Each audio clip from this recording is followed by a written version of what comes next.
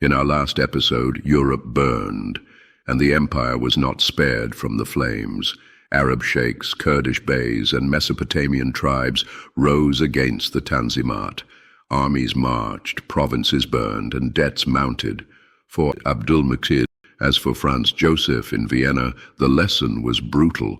At the dawn of their reigns, both young monarchs learned that their thrones were secured not by loyalty, but by cannon fire, bought in blood, enforced in fear. This is road to destruction, the world wars. By the early 1850s, the Ottomans faced not just rebels at home, but predators abroad. The empire sat at the center of what Britain and Russia now called the Eastern Question, the fate of Ottoman lands, once the empire finally collapsed. It was not a question of if, but when. In St. Petersburg, Tsar Nicholas I spoke bluntly. To British envoys, he described the Ottomans as a man dying in his bed, the sick man of Europe. It was a cruel phrase, but accurate enough to stick. For Nicholas, the Ottoman corpse was an opportunity: protectorates in the Balkans, control of the straits, perhaps even Constantinople itself. He pressed his claims under the holy banner of orthodoxy, demanding rights for Christians in Ottoman lands.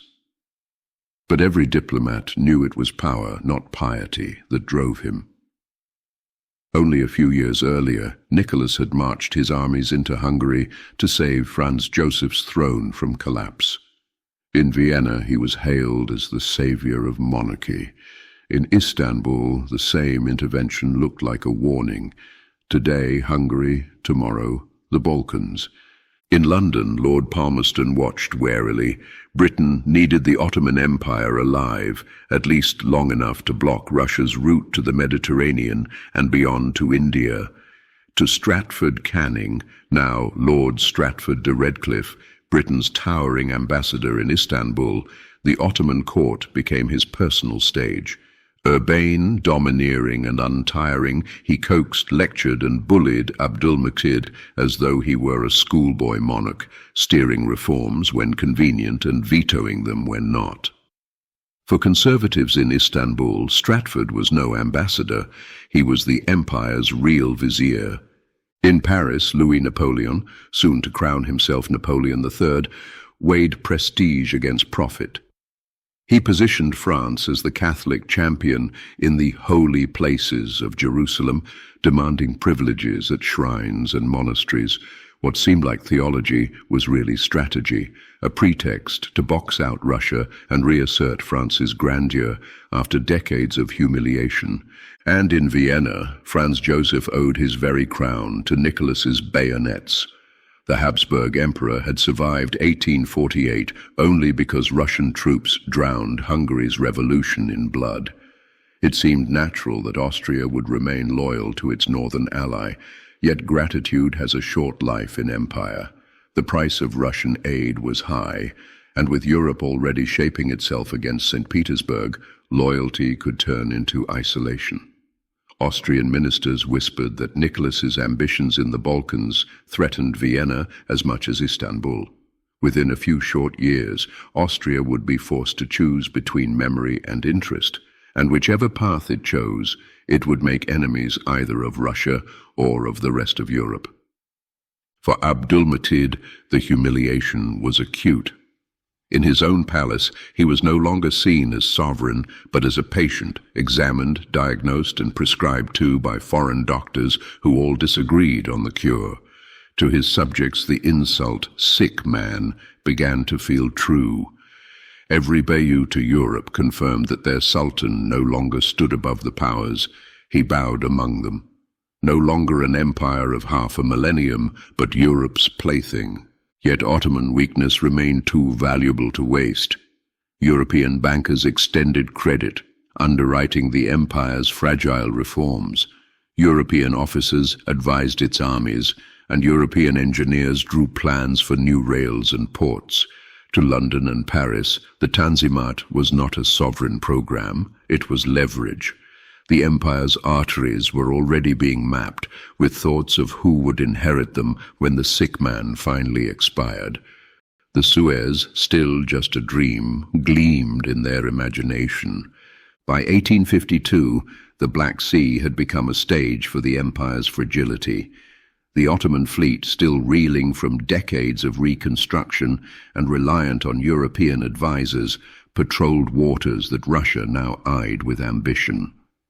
Fortresses at Sevastopol and along the Danube delta strengthened Nicholas I's hand, while British and French observers lingered in the wings, ready to blockade or pressure should Russian moves threaten the straits.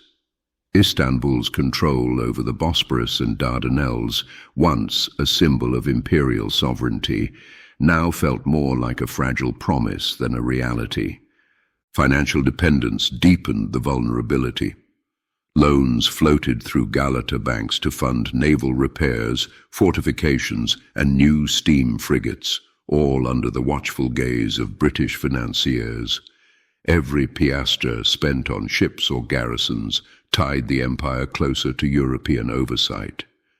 The Tanzimat's dream of law and reform had modernized bureaucracy, but its wealth had been mortgaged to maintain the very defenses meant to protect the state.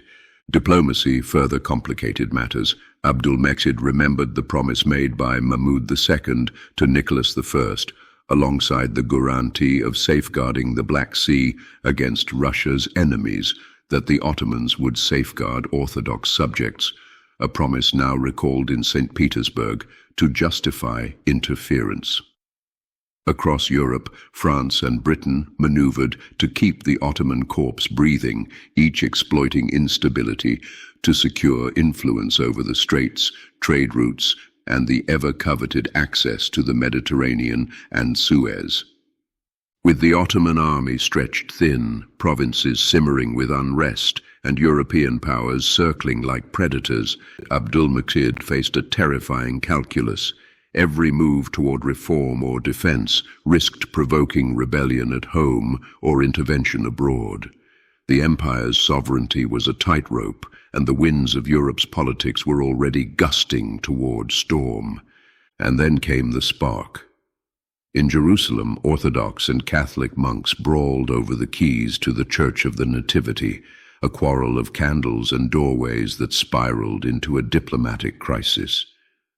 Nicholas pressed his claims, Napoleon III demanded his own, and the Ottoman Sultan, nominally Caliph of Islam, found himself reduced to caretaker of Europe's holy disputes. The quarrel over holy places was a pretext, but it was enough. By 1853, Russian armies massed on the Danube, and Europe's great powers circled closer than ever. Abdulmecid had endured rebellions and insults, but now he faced something greater, the prospect of war among the empires themselves, with Ottoman soil as the battlefield and the empire's survival hanging by a thread. In our next episode, the Crimean War, Britain, France, and Russia turned the Ottoman corpse into a chessboard. For Abdulmecid, salvation will once again come from Europe, and so will his empire's next disaster. This is Road to Destruction, the World Wars.